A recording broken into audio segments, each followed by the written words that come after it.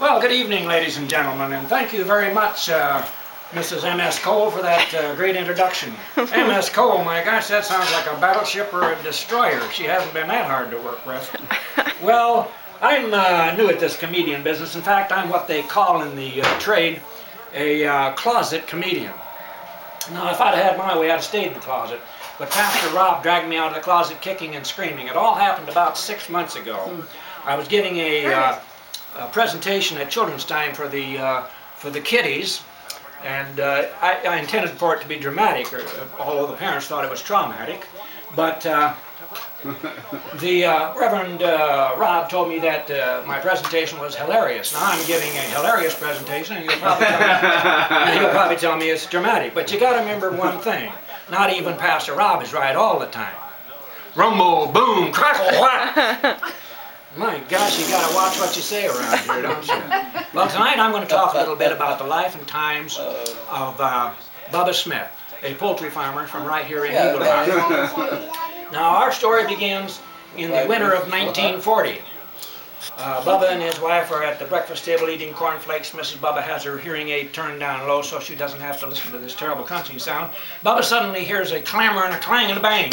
And he jumps up from his chair and he grabs his .410 shotgun off the top of the mantel, runs out the back door, heads for the chicken coops. And when he gets up to coop number 3, he sees that's where all the noise is coming from. And he says, "The coyotes and the foxes are again after my chickens." He kicks the door in, jumps in through the door with his .410 shotgun, already poisoned. What Bubba sees is going to make your blood run cold. One of those hens has laid an orange instead of an egg. And the baby chickens are running around the coop yelling, "Look at the orange mama laid." So Bubba is so flabbergasted that he spits his wad of chewing gum out onto the chicken coop floor. And it takes him the better part of 20 minutes to find it. I am glad that most of you folks are done with your dessert by now. Fast forward 1950. Mr. and Mrs. Bubba are again at the breakfast table eating cornflakes, and Bubba is reading the side of his cornflakes box.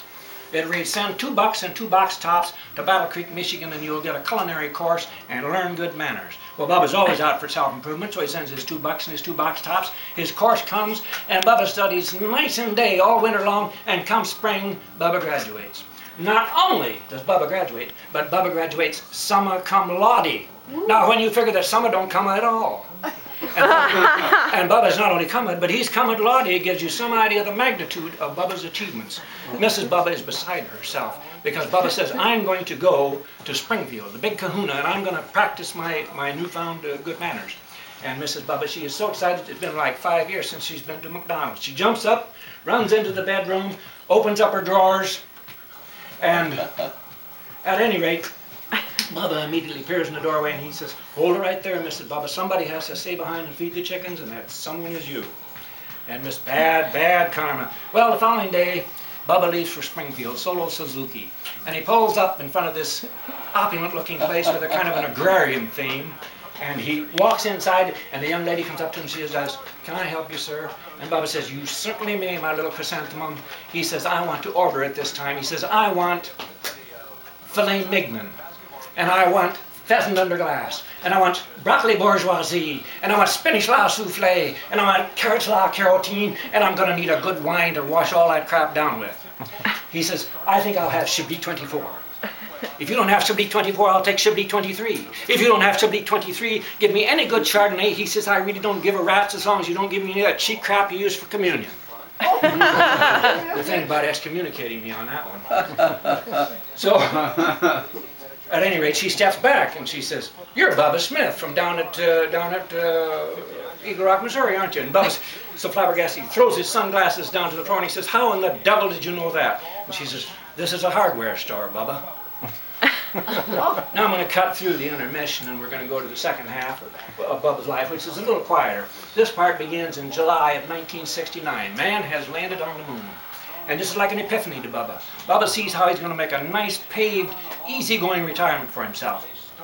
He decides to open up a restaurant on the moon, and he's going to call it Bubba's Lunar Barbecue. And Mrs. Bubba says, "Oh my God, here we go again." Well, you can imagine what happened. After about a year, we got a belly-up Bubba on our hands, and Mrs. Bubba, being the compassionate woman that she is, she says, "I told you so, Bubba." And Bubba steps back, and then she hits him with another one. She says, "You never listen, Bubba." I thought some at this juncture to take a vote among you people whether we spare Bubba or not, or we let Mrs. Bubba lay him low. But I can see that there are more women out there than there are men, and I want to keep this thing fair, so I made the decision to spare Bubba. Mrs. Bubba knew she'd crossed a line in the sand, and it was time for her to do a little damage control. So, Mrs. Bubba says, Bubba, everybody knows that you make the best barbecue in Missouri, but there's one problem with your restaurant. It didn't have a damn bit of atmosphere. No atmosphere on the moon, Bubba. Audience always misses that one. Well, fast forward to 1996. As a matter of fact, in 1996, Bubba is 96. And they're again at the breakfast table. And Bubba hears this strange sound off in the distance. It's a metallic sound.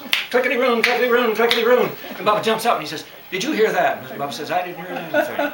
And Bubba grabs his shotgun and goes out through the back door. And the sound is getting louder now. Bubba's approaches the chicken coops. All is well on the western front, but he can still hear that clickety-roon, clickety-roon, clickety-roon. He runs into the field out back of his property. He emerges out into an open field and he sees these two steel beams about 4 feet apart. And he runs over those two steel beams. He can't figure out what on earth they are. Well, unbeknownst to Bubba, the Southwest Missouri Railroad has built a spur down to Golden to pick up dead chickens. And it passes right behind Bubba's place. And Bubba runs over there and he gets down on his hands and knees. He puts his ear right on that steel beam. And now the sound is getting deafening. Clickety-run, clickety-run. Crunch. Farewell, Bubba. Bubba had always wanted a big funeral, and Mrs. Bubba was not about to let him down. They had eulogies by the Chamber of Commerce members, and the mayor of Eagle Rock got up and spoke. And Bubba himself had made arrangements for 36 pallbearers. As luck would have it, the White Bass run was on and only 2 of them showed up. And the undertaker comes up to Mrs. Bubba and he says, Mrs. Bubba, he says, I have some very sad news for you. We've only got 2 undertakers. What are we going to do? And Mrs. Bubba, torn with grief, yet thinking of this young man, laid her hand on his shoulder and said, son, there are only 2 handles on a garbage can. Clickety-roon, clickety-roon, clickety-roon. There you have it. Clap, everybody. Yay!